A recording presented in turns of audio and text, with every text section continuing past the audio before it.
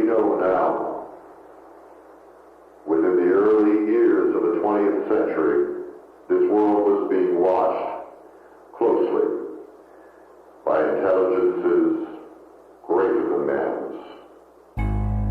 Le 30 octobre 1938, le réseau Mercury interrompt la musique de Ramon Raquello et son orchestre en direct de l'hôtel Park Plaza de New York pour la présentation d'un bulletin spécial.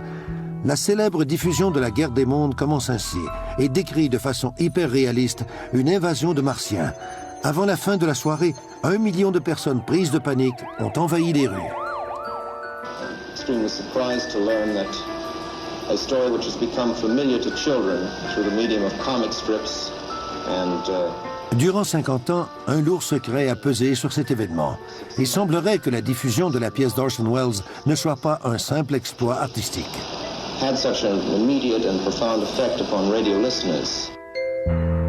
Ce serait en fait un test psychologique complexe de stratégie militaire effectué par C.D. Jackson pour le compte de la Fondation Rockefeller.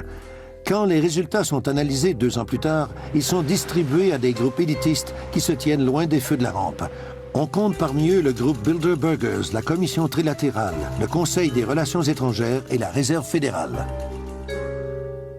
C.D. Jackson avait un poste similaire à celui du directeur du Conseil national de sécurité à la Maison-Blanche sous Eisenhower. C'était le chef de la guerre psychologique.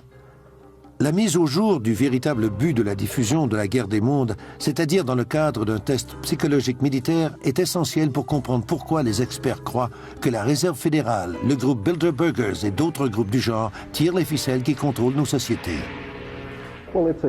C'est une fraternité dont les membres ont un objectif en commun, celui de garder le contrôle. L'Amérique s'est développée et s'est enrichie si rapidement que nous avons toujours été la bête noire de ces types du nouvel ordre mondial.